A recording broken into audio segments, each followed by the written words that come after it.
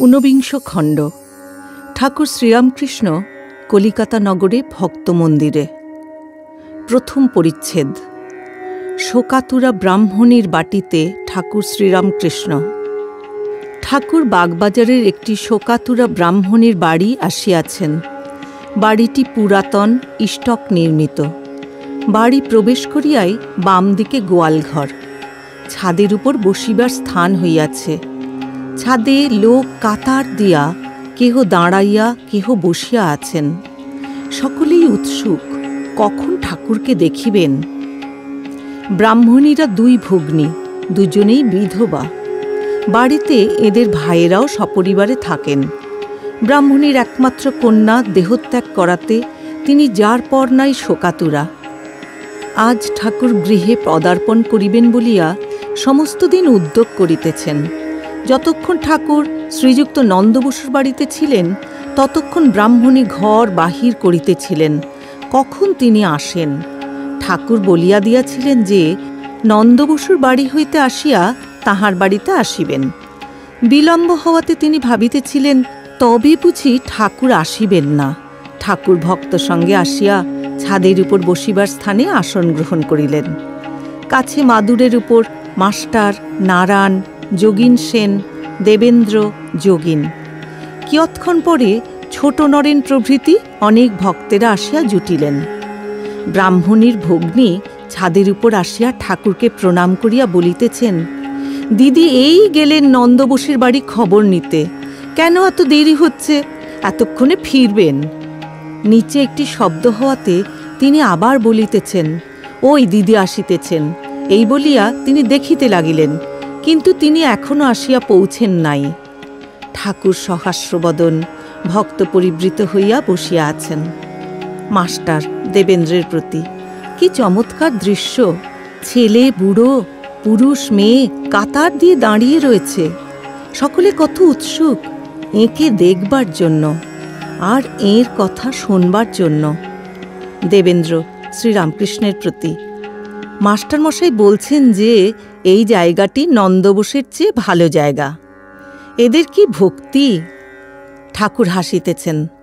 এইবার ব্রাহ্মণীর ভগ্নী বলিতেছেন, ওই দিদি আসছেন। ব্রাহ্মণী আসিয়া ঠাকুরকে প্রণাম করিয়া কি বলিবেন কি করিবেন কিছুই ঠিক করিতে পারিতেছেন না। ব্রাহ্মণী অধীর হইয়া বলিতেছেন, ওগো আমি যে আহ্লাদে আর বাঁচি না গো, তোমরা সব বলো গো আমি কেমন করে বাঁচি। ওগো আমার চণ্ডী যখন এসেছিল, সেপাই শান্ত্রী সঙ্গে করে আর রাস্তায় তারা পাহারা দিচ্ছিল, তখন যে এত আহ্লাদ হয়নি গো। ওগো চণ্ডীর শোক এখন একটুও আমার নাই। মনে করেছিলাম তিনি যে কালে এলেন না, যা আয়োজন করলুম সব গঙ্গার জলে ফেলে দেব, আর ওর সঙ্গে অর্থাৎ ঠাকুরের সঙ্গে আলাপ করব না। যেখানে আসবেন একবার যাব, অন্তর থেকে দেখব, দেখে চলে আসব। যাই সকলকে বলি, আয় রে আমার সুখ দেখে যা। যাই যোগীনকে বলি গে আমার ভাগ্যি দেখে যা। ব্রাহ্মণী আবার আনন্দে অধীর হইয়া বলিতেছেন, ওগো খেলাতে অর্থাৎ লটারিতে একটা টাকা দিয়ে মোটে 1,00,000 টাকা পেয়েছিল। সে যেই শুনলে 1,00,000 টাকা পেয়েছি অমনি আহ্লাদে মরে গেছিল। সত্য সত্য মরে গেছিল। ওগো আমার যে তাই হলো গো। তোমরা সকলে আশীর্বাদ করো, না হলে আমি সত্য সত্য মরে যাব। মণি ব্রাহ্মণীর আরতি ও ভাবের অবস্থা দেখিয়া মোহিত হইয়া গিয়াছেন। তিনি তাহার পায়ের ধুলা লইতে গেলেন। ব্রাহ্মণী বলিতেছেন, সে কি গো? তিনি মণিকে প্রতি প্রণাম করিলেন। ব্রাহ্মণী ভক্তেরা আসিয়াছেন দেখিয়া আনন্দিত হইয়াছেন আর বলিতেছেন, তোমরা সব এসেছ, ছোট নরেনকে এনেছি। বলি তা না হলে হাসবে কে?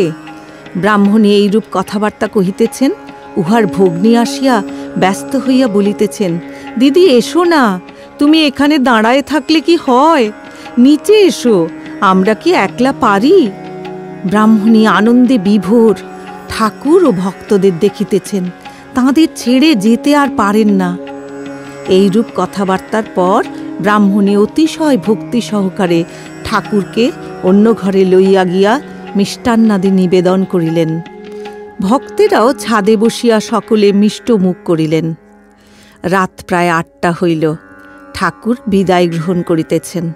নিচের তলায় ঘরের কোলে বারান্দা, বারান্দা দিয়ে পশ্চিমাস্য হইয়া উঠানে আসিতে হয়।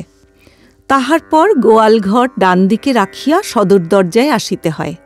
ঠাকুর যখন বারান্দা দিয়া ভক্ত সঙ্গে সদর দরজার দিকে আসিতেছেন, তখন ব্রাহ্মণী উচ্চৈঃস্বরে ডাকিতেছেন, ও বউ, শীঘ্র পায়ের ধুলা নিবি আয়।